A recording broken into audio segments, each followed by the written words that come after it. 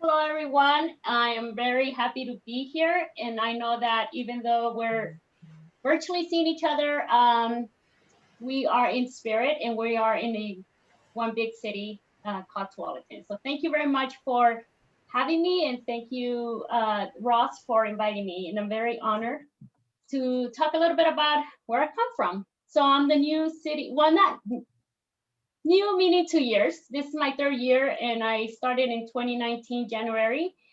So I'm on my third year of city council, um, and it's been quite an experience, a lot of learning. I'm still learning. I think there's a lot more for me to do, and I'm really looking forward to continuing this as long as the community votes me in. So thank you. So I'm Maria Reyes. I was born in a tiny little town called Catacamas, Honduras. I was born in 1977. And then, as you can see, oops, I don't know, sorry. Honduras is in this Central America. It's the largest country in the Central American countries. As you can see, Guatemala, Belize, El Salvador, Honduras, Nicaragua, Costa Rica, Panama. Those are the Central American countries that are considered sister countries. So basically we can travel around each country and we're safe. There's no visa needed or anything like that. So in 1981, December of 1981, well, in 1977, I was born. So here are my parents.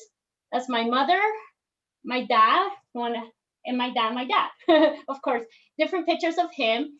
My father was, he worked the land. He was what you would right now an agricultural kind of person. He went to school for that. He had horses, we had cows, we had fields of corn and tobacco, coffee.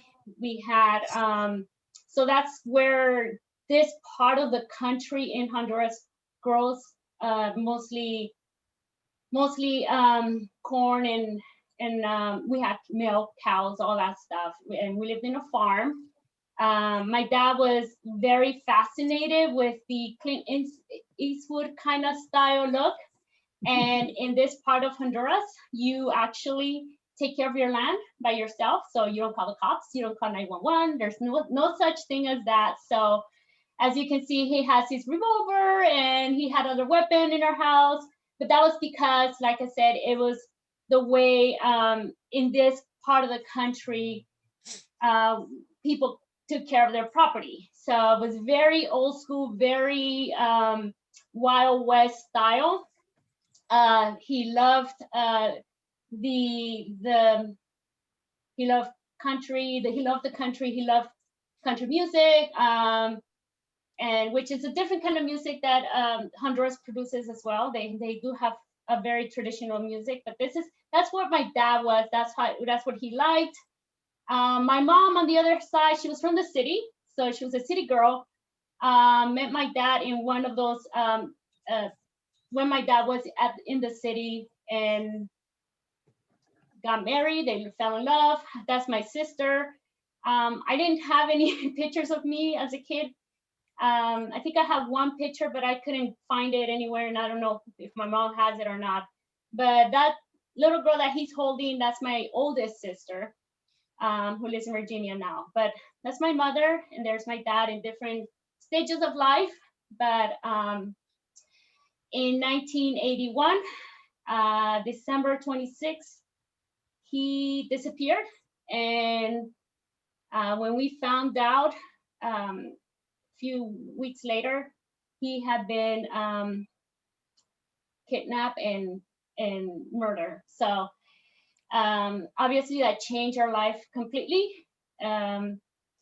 He was he knew a lot of people in government and had a huge argument, and he was anti-government, so they didn't really fit in with what was happening at the time, and they plotted to kidnap him, and then they took him away from us, and our life had to change. So from in 1983, after finding out what we were going to do with that not being around. And then our family kind of started going different directions. Many moved to Spain, Denmark, Venezuela. At the time, Venezuela was a thriving country and a very attractive country to go live in. And so some of my family members moved there, others moved to Cuba. Don't know why, but that was another choice. And Costa Rica. So we, my mom and my three sisters, you notice there's that little picture of us right there, decided to make our long journey to Los Angeles, California. So from Honduras, right there, all the way up here. And we didn't fly. We actually crossed over every single town and road and river that you can possibly think, all through Mexico, Mexico City, all the way to Tijuana, Mexico, hop on a car and cross the border through San Diego all the way to Los Angeles. So that was quite a trip. There were a lot of things happening during that time.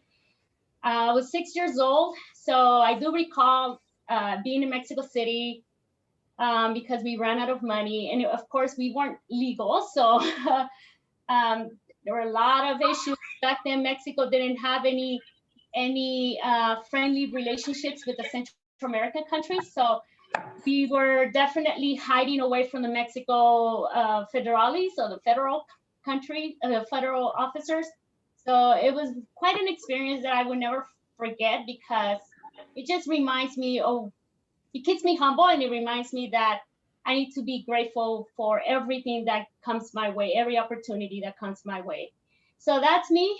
That was my first birthday here in the U.S. As you can see, I was turning 6 that year. So that's my sisters later on, they came to visit me. This is at the Woburn Outlets, and we came to visit my two sisters, and here we are now. So that's us. And then, to be exact, we didn't come to LA like people think LA now, beautiful, the Hollywood, good looking people. I mean, they are good looking people in LA, but people think of LA as Hollywood, West Hollywood, the Beverly Hills, all that. And it is great. I have visited all that. I mean, I travel all over LA, but we ended up in this little community called Pico Union. So it was LA, but to be exact, it was the Pico Union area of Los Angeles. And Pico Union is about 2 miles west from the Staples Center. So if you've been to LA or you see where the Lakers play, we're about 2 miles west of that. And that's where Pico Union is. And basically at the time in the 80s, there were hundreds and hundreds of people coming from Central America because the war started happened in the Central American countries. So all these kids that were turning 12 years old in Central America, and in Nicaragua, Guatemala, El Salvador, they were actually being recruited to either join the militia or the army at 12 years old, and they were training them to fight. And so the parents, to avoid that, they were sending their kids north. And so we all ended up in this town called Pico Union. So if you ever go there, and it's actually considered the Central America of Los Angeles, because the majority of people who live there are from Central America. And obviously those kids were the ones that in the mid 80s to early 90s, there were a lot of issues with gangs, because these kids were young and were huge target and candidates for recruitment to be gang members. And that's how the MS-13, as you famously know, started. I was that generation. I came from that generation. So obviously we never went back to Honduras after we arrived here. So this was my world, right?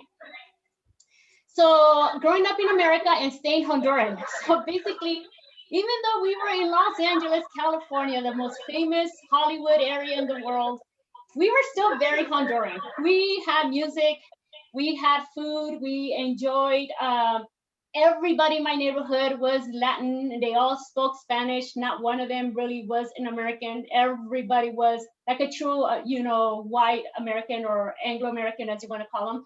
Everyone was either Central American, Mexican, or Mexican American. There's a difference there.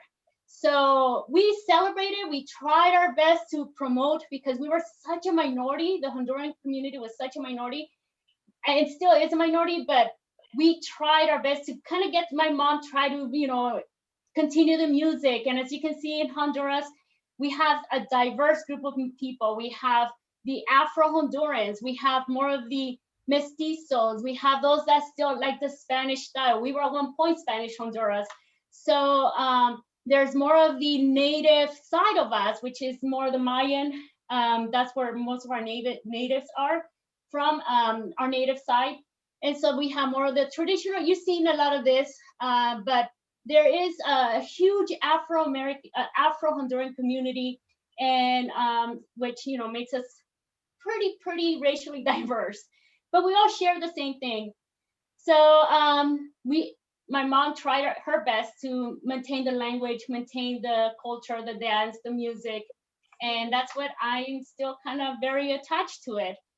But obviously these are the 80s, these are the 90s. Of course, I had my like Madonna look, I had my big hair look. I went through a period of like being in a group of bad girls kind of look. So sorry, there you go. So I went through a period of that, where if you notice they're throwing a gang sign. I wasn't part of a gang member, but they were my friends. So I went through a little bit of like the Kelly Bundy look. It's just a period of a lot of things. So who is Maria? I don't know. It was depending what was going on during that time. In the 80s, it was just a lot of fun. And even though we're from downtown LA, our apartment complex was crappy, everything was crappy. I feel we had a lot of fun. We enjoyed watching TV, getting on the bus, going to Santa Monica and enjoying the beach. We really engage in the very Angelino, Los Angeles culture. And so we embraced that. And then my mom remarried, and then now we're 6 girls. So here are here I am, and then my 5 sisters and my mother. So we grew. We're a big family after maybe about 6-7 years later. And so this is me in different stages of my life. I am a butterfly lover. So this butterfly right here, if you see this little thing that I'm holding there, that was me. I think I was in my 4th grade, and we were talking about butterflies. And my butterfly was the only butterfly that survived. All the other ones died in the process. So my teacher was very proud of me. He took that photo, and I remember that. Remember that because it was one of those moments that I was very proud of myself of, butterflies. And then here I am in 1996 when I graduated from high school. I graduated from Belmont High School, which is in the downtown area of Los Angeles.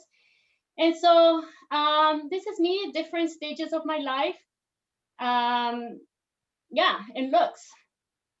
Then who am I? Who is Maria? I'm also, after a while, I went through a period, and during this period, I think it was here, and this period right here, I got involved with this gentleman who was a gang member. And then eventually we got married, and then I got shot, and I was wounded on my stomach, my arm, and of course that changed my life completely, because I realized that I was in a coma for 38 days. And when I woke up from that and realized that I survived, I changed my whole life completely. I did not want to live a lifestyle that was gonna kill me or destroy me. And I was so young, I was 17 years old, and I didn't, so eventually my life started changing. I went back to, not that I took school seriously, and I took every opportunity that was coming my way more seriously. And I was going to take advantage of that. And I just, like I said, remembering where I come from always kept me grounded and always kept me thinking, I have to do better for myself. I don't think my father would have loved this. I think my dad would be proud of me now. But at the time, during this period of time when you see me here, I was not really doing well. So many years later, after going through a lot of work for working on myself, working on being positive and seeing the bright side of things and believing in myself that I can do things. And I changed, obviously, went to college, graduated. And who am I now? Well, I still love Los Angeles. It is where I'm from. I consider myself that, an Angelino, because that's where I went to school there. I went to college, high school, everywhere in that area. So this is my favorite place, the Los Angeles. So these are different things of me, right? The Los Angeles, the observatory is my favorite place in the whole wide world. I can probably live there if they allow me, but they won't. But we will go there almost every day because it was free for us, the kids in the inner city. And I just love looking at the stars and the telescopes and exploring with stars and wondering what the world would be like in another planet. So for me, it was just that curiosity. I was always a very curious girl. So who am I? I love Los Angeles. I love this part of my this observatory because of all the memories that I have when I was growing up as a kid. And we were those kids that we were always by ourselves because my mom worked 24/7. So we went everywhere. My sisters and I, we had a bus pass and that was enough to travel all over Los Angeles. So the other thing that we would go a lot was at the Hollywood sign. We walked all that. We were just little kids exploring the world, and we would just that's why I feel like I was privileged because I had these things accessible to me. And we would just climb, hike all the way to the letters of Hollywood, the Hollywood sign. And I remember just looking at them being ginormous. And enormous, by the way, that's correct. That was ginormous is something else, but enormous. And they are enormous, but it was just things that I like about myself. Who am I? I am a Laker fan, diehard Laker fan, obviously. I am a Dodger fan. We used to go to the Dodgers stadium when we were kids. It was only $6 to go in, and then you sit up in the top, and it was like 4 o'clock in the afternoon, and it was just gorgeous because of the weather and all that. So I all this, like I say, it's not that I want to go back or anything. It's more like these are just memories, so that's why I want to maintain them and keep them. I have a partner. His name is Jordan. We've traveled together. These are my 3 favorite people. That's my cat Logan over there. That's Jordan, and that's Maximus. So that's my family. I have no children due to the injuries that I suffer from the gunshot. So it's okay. I think God has given me a good life so far. I've been lucky to have good people around me. I love the beach. That's Tulum, Mexico, and it's a Mayan culture. I am half Mayan, so I enjoy learning about the Mayan culture. And so this is me a little bit on who I am now and what I've done and what, when you see me, those are things that's I guess my identity that I want to maintain. And of course, in 2018, I ran for city council, and I moved to Tualatin in 2013 at the Grants Ferry area across the street from the high school in one of those condominiums, and I just loved it here. I feel like I belong here. I'm the type of person that I feel like anything or everything I do it was because it was meant to be. And I was asked one time, what reminds you when you think of Tualatin? What comes to mind, or what reminds you of Tualatin? And then I told that person that was asking, it's the last 5 words in Tualatin. That's Latin, and that's Latin. And I'm Latin. I'm from LA, so I always feel like things connect somehow. I'm like, I was meant to be here. Look at these words. I can never spell Latin without thinking of Tualatin. And it would just be with me forever and ever. And it was meant for me to be here. This is me now, my mother who came to see me. I haven't seen her since then. I can't wait to see her again. And that's Jordan when he was promoting. He's like my biggest cheerleader out there. So this is me, and I just thought I'd tell you a little bit about myself. And any questions now? Thank you, Maria. Yeah, go ahead and take down your presentation. And most of you do have your microphones muted. So, and we're going to keep Maria pinned, and then we're going to let everybody else's pictures come into this is the recording version of what I'm seeing. Okay, who has a question for Maria? So, Maria, this is Larry McClure. What are some of the distinctive features of the Latino presence in Tualatin today? Do you have a feel for the various groups that are represented in our city and where they came from in Mexico or Central or South America? Yeah, the people I've encountered through the diversity task force or through the just people out on the street, or even the business parks that are here, people that come to work to Tualatin, they are predominantly from Mexico, and they are either from the south part of Mexico, and I've met a couple people that are from the city, which are, kind of like city people, country people, like we are here. You're talking about like people from like Texas and people from New York, people from like big cities. We're all Americans, but we all sound different. We all look a little bit different because of our style or fashion. So it's the same thing with the culture here of the Latin community in Tualatin. I think that we're all sort of have the same. We speak the same language, of even though it's like some words mean differently for some countries, that they mean, like, for instance, it's the same thing as you all understand British English, but sometimes they say something differently and you're like, oh, that's different. What does that mean to you? Or what does that mean to you? So it's the same thing in the Latin community. We're all similar. We all speak Spanish, but we're all kind of like have our own uniqueness because of where we come from, and the food is different. Where I come from, it's really tropical. So we have bananas. I mean, we're like the first banana republic. I mean, we have bananas, coconuts, plantains. Where if you go to Mexico, you have more of the deserts or a little hotter climate, like that produces more of the cacti, more of the tequila, agave, more chilies, more peppers that are spicy for us. We don't eat spicy food. In fact, when I first time I saw someone eat spicy food, I freaked out. When somebody bit a jalapeno, I was like, what are you doing? You don't eat that.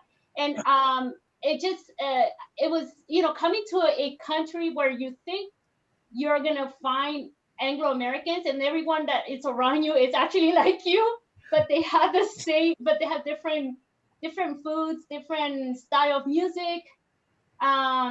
We like our music, it's more like the tropical reggaeton, merengue, salsa, whereas the Mexican culture is more of the traditional mariachi, more of the kind of like they have another thing that's more like quebradita. They have other styles of rhythms than our more and more Afro rhythms, like in Central America. So in Tualatin, I've noticed that we are trying to learn still from one another. We do have some Colombians. I've met some Colombians. I've met some Argentinians. And I think I've met some Peruvians here in Tualatin. But mostly the people that I've met are either Mexico City or Guerrero or southern part of Mexico. But we do learn. We're still learning. I feel like when I meet the people here in Tualatin who are Latin, I feel that they're more of the, like, when I came to the U.S., we all came to this downtown area, and now we're learning from one another, right? It's the same thing here. Well, people here in Tualatin in the Latin community, they move around a lot because not everybody owns property, so they rent, and so wherever the rent's cheaper, that's where they're gonna go. So that's the downside about that, because then you meet someone and then you get used to that person, and all of a sudden they're moving to Woburn because the rent's cheaper than there, or they're moving to Salem, so they're no longer a Tualatin resident. So it's kind of hard to keep that. That is very common. That was very common in my city, in the Pico Union area. Everybody moved around. We all moved around within the same maybe 2-mile radius, but because it's so dense that it was hard to keep up. Once someone moved to like another side of the town in the same district, you still wouldn't see that person for like 10 years or something, because they're just lost in the incredible big city that LA is. So it's just, I feel like it's sad when you see people leave here in Tualatin from my community, the Latin community, because you know, you lose a part of a culture, and or someone from a specific. I noticed that when people say authentic, it's more authentic to their own family members. You know, it's not really an authentic.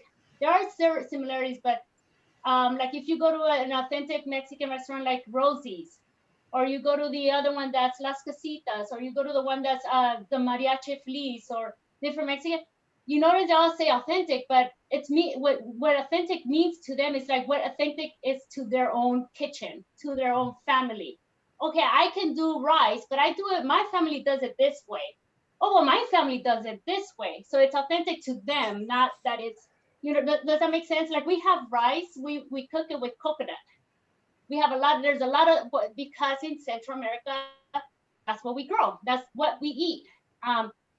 When we first, I remember even the tamales are different. So it's just, Tualatin is just a diverse little tiny group of Latinos or Latins, Latin community.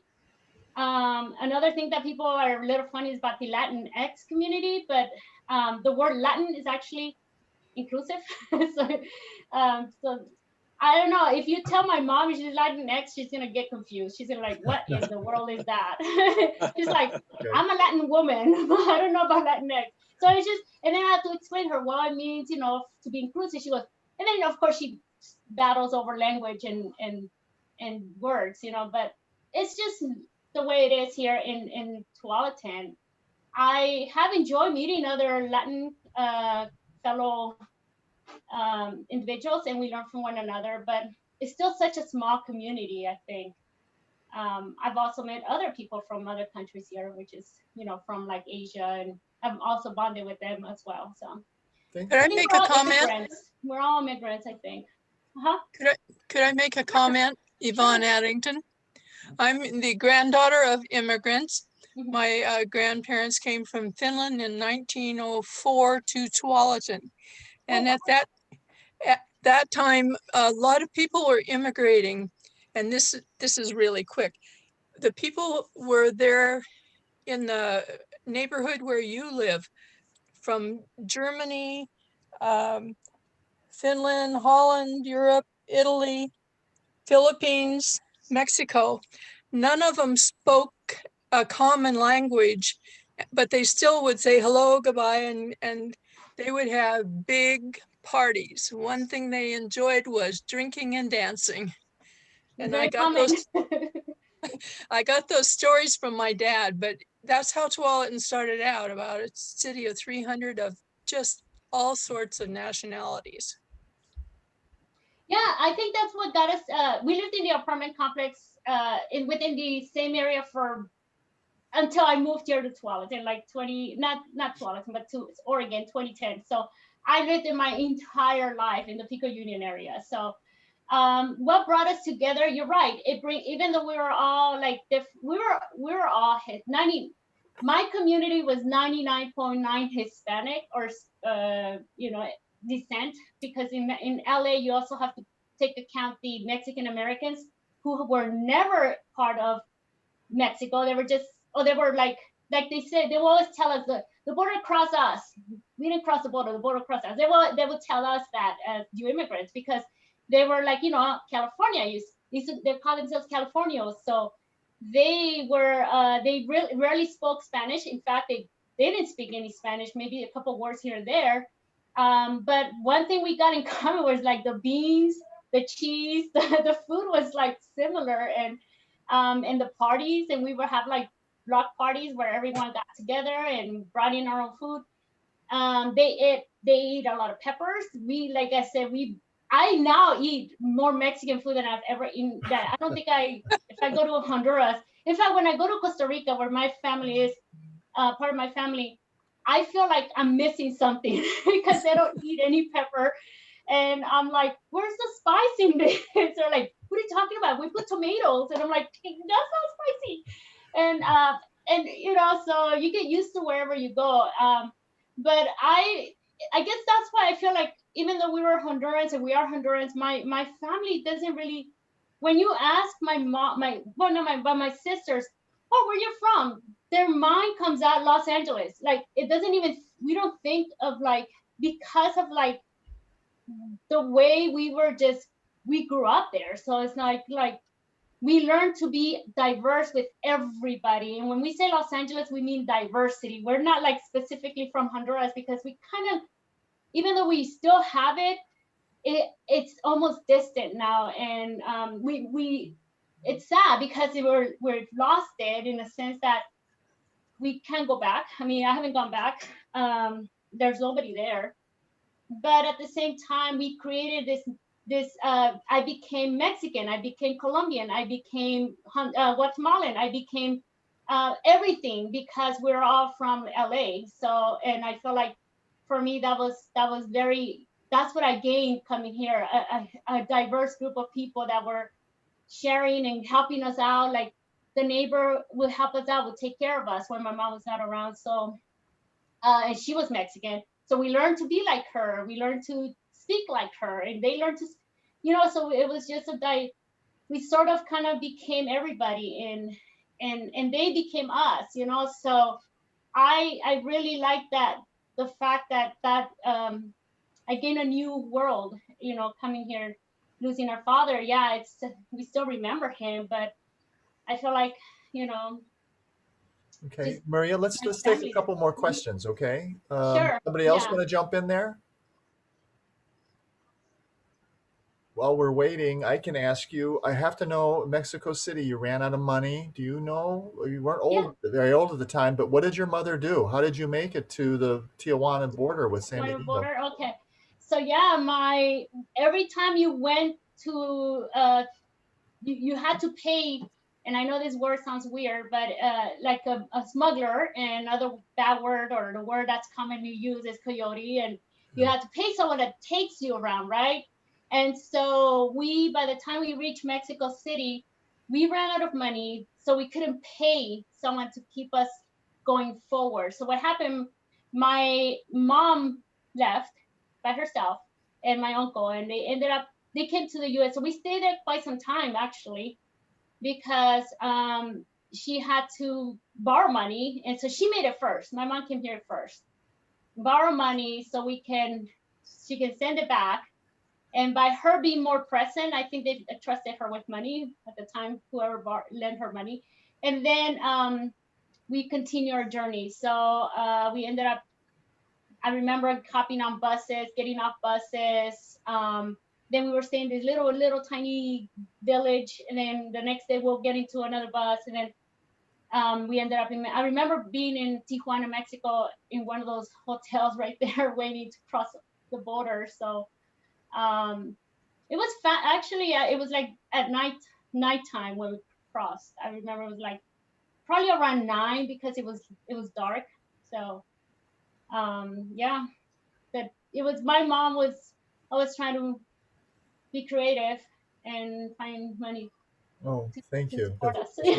There. Yeah. I have other questions, but I just want to let other people jump in here too.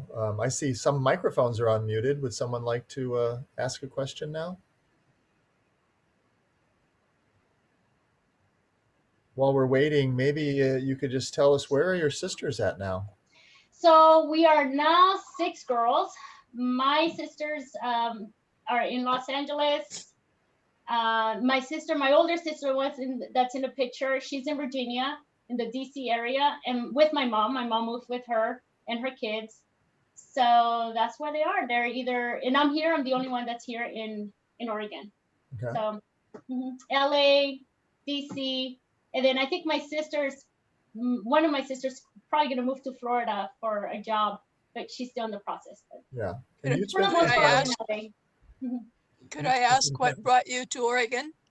Yeah, I was working for the Salvation Army. So in that Pico Union area, there is a facility called the Salvation Army Red Shield, and it's a community center, and they actually they took us in, basically took care of us.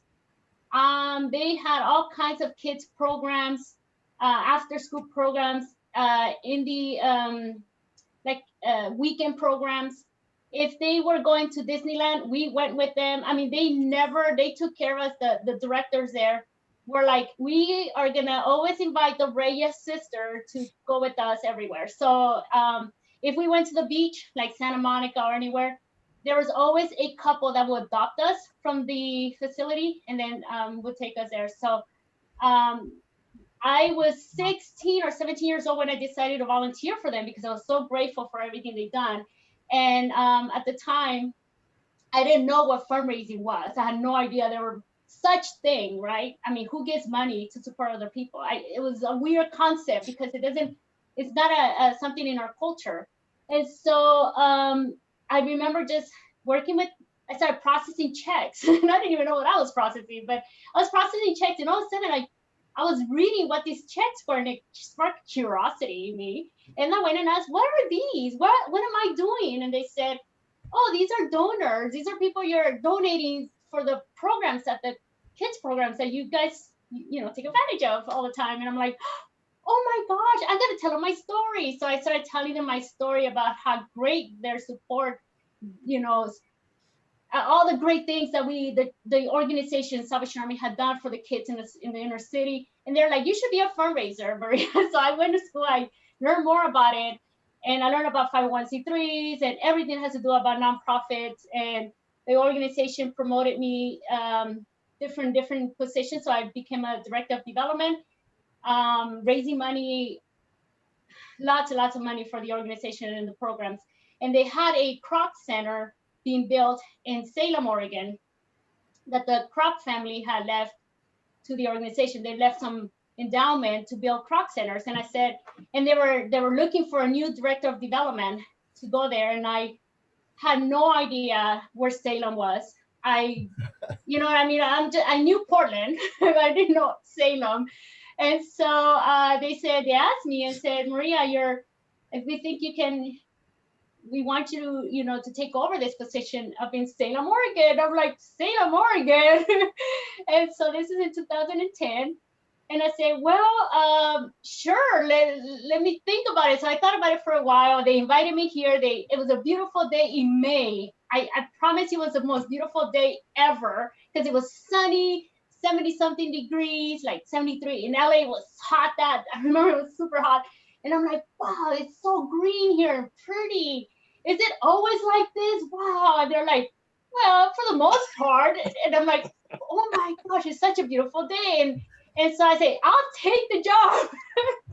Little did I know, it rains like 8 months out of the year here, but they really wanted me here. So I came to the Croc Center in Salem, and oh my God, was that a change, But I got used to it, and I always try to find the bright side of things. And I met a lot of people down in Salem. I think I joined the Rotary Club and just met tons of people that were great. And then I worked for the Red Cross for about 2 years. And, and I ended up, when I decided to buy property, I was like, I don't want to buy in Salem, Oregon. It's kind of south. I want to stay within the metro area because I'm a big city girl. Of course, Salem shuts down at 8 o'clock at night. So I'm like, I want to be closer to the city.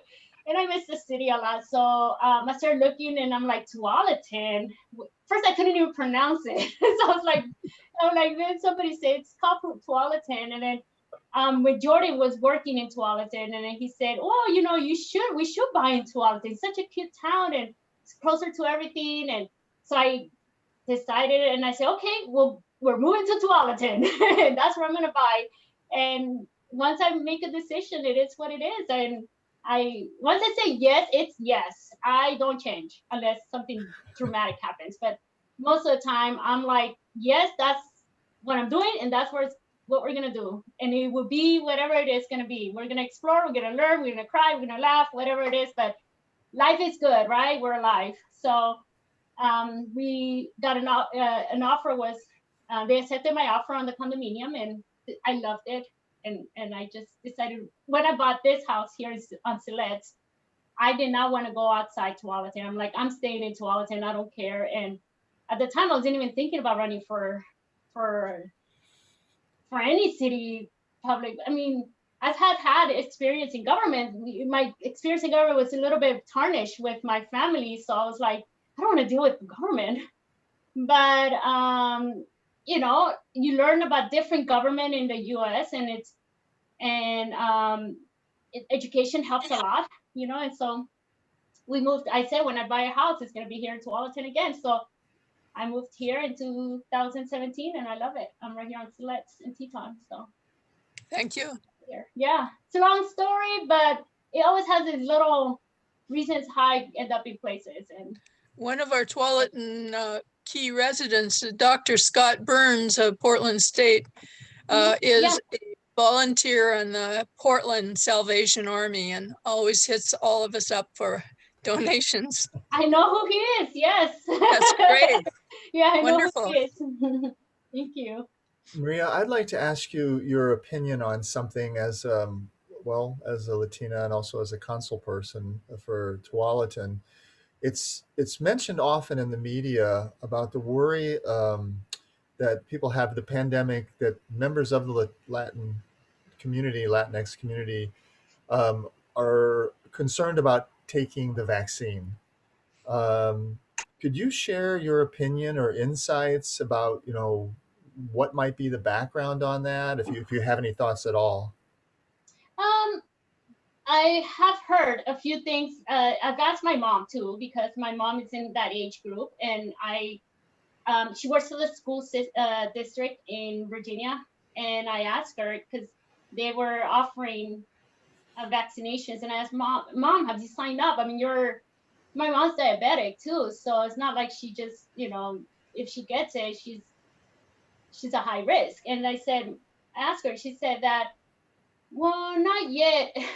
My mom is like whenever I want to learn about someone who is thinking like a new image, I always talk to my mom, because she's like the prime example of someone that who just came and thinks the world like in her, like, when she grew up in Honduras. So I asked her, she just said that first of all, she said, I don't know, the trust, obviously trust is a big deal, and my mom's a US citizen, so I don't know, it has nothing to do with documents. It's more like trust whether this vaccination is effective or not. And so that was her comment. I heard other people that say, well, what if they know where I'm from, they take credit, like, then if they have any documentation issues, would they find me? So I think that's another fear.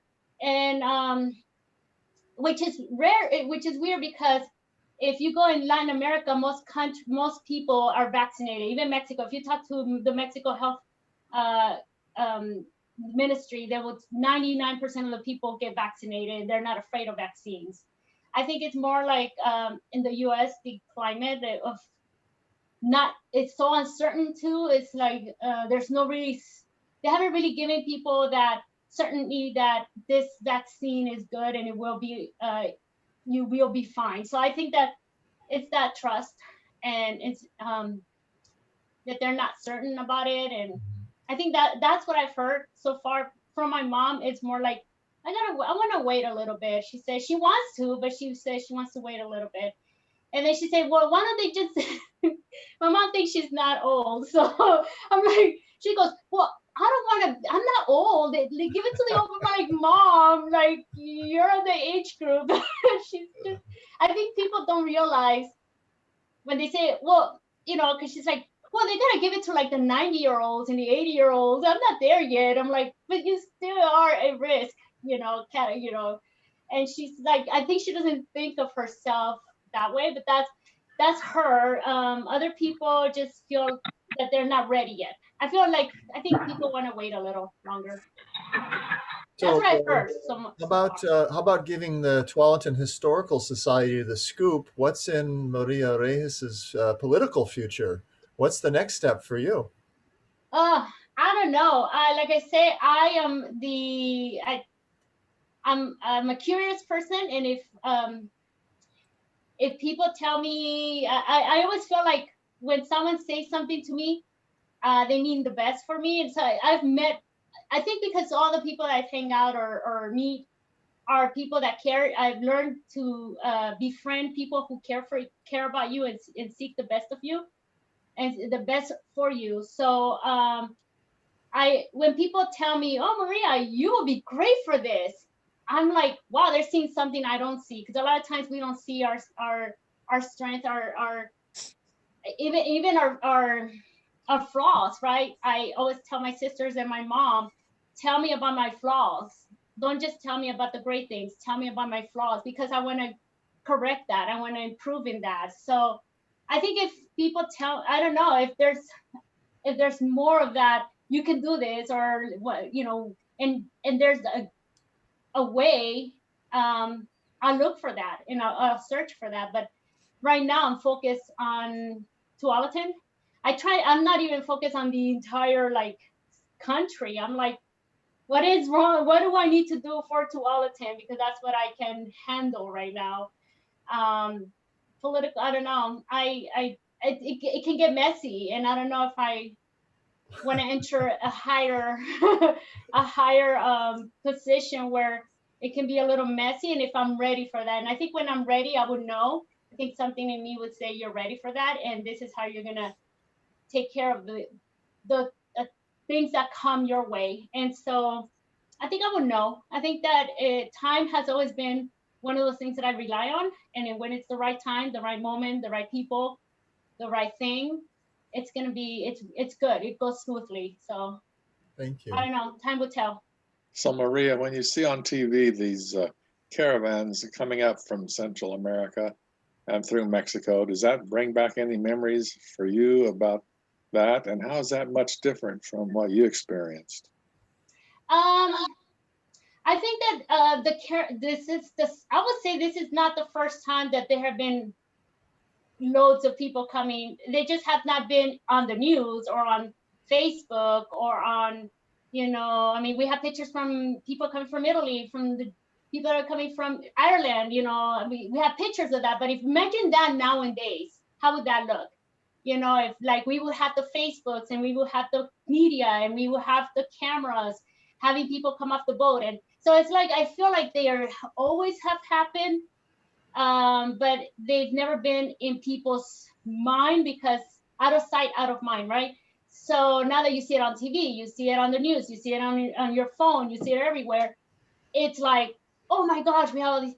But this has been always, I mean, the first, like I said, the first group of people that came were in the 80s. Whenever there's unrest in another country, there's always going to be migration. People are going to go somewhere else to look for a better life, right? No matter where you go. So there's always been, now that with this situation with the Mara Salvatrucha or the MS-13, remember in the 80s that I mentioned, my generation saw that, we saw my friends that crossed the border with me and us join the gang, create the gang, be part of this gang. So die, we would hear my friend who just got, killed. I mean, it's just that it's never been so in the news like it is now. So I think it's always, so it's not that it brings back good or bad memories. Like, I'm not gonna say, it's just more like, well, it's not new. It's every time there's any unrest going on in any country, people are gonna find a way. In Europe, you have the migration coming from Africa, from other parts of from Eastern European countries. I mean, they have issues too. So it's not like, it's just that we're so close to the Latin continent, Latin American continent. They're connected to the African American continent and the Middle East, and other parts of there. This happens everywhere. So for me, it doesn't really give me bad or good memories. I just hope that the people that are coming know that this is a great country, and that there are opportunities, and that when you see the good opportunity, take it, make the best of it, make us look good, make us look like we are here, and we value, we give back. We're not always taking. I think that's always a thing of, I always tell my community, you know, we're giving back as well, and make it valuable and feel good about what you do for your for the work that you do. And yeah, so I mean, there's always going to be that percentage, the tiny 1 or 2% that's going to make us look hard, but and it's not always the best, but there's that good 98% of people that want to work and are looking for Right. work in a better life. So I'm not, it doesn't bring me in bad or good memories. Just for me, it's more like it has always happened. Let's just, if we get it, if we make it, if you make it to the US, because a lot of people won't make it, make the best of it, create a better life for your family. I think everyone wants that. I don't think anyone says, I'm going to send my kid to the US and journey, have that so they can become a bad person, you know. Everybody wants to have a good life. So that's what I always say, make it good. In the midst of that, you're going to have good and bad. The sun rises on good and evil every day, every morning. So I just Thank you. yeah, Thank you. you're Thank you. welcome. Well spoken. Anybody else have another question for Councilwoman Reyes? I'm going to stop the recording and just let everybody have an opportunity to say hello and maybe ask you an off-the-record question or something, because we have been recording this for our archives. So yeah, unless there's any last questions for the record, I want to thank you officially. Everybody hang on. I'm just going to stop the recording. Oh. It's not easy to get a hold of this busy lady. I would just simply make the point that she's tried awfully hard to work with us. She's helped us with Viva Tualatin. When we wanted to reach out to that community, she was inspired by what we were trying to do. And I have to tell you that one of her favorite places in the world, her favorite place, according to her own words, is the observatory in LA. And I think that's really fitting for her personality, that someone very curious and wants to see everything that's going on around her finds that to be her favorite place. Okay.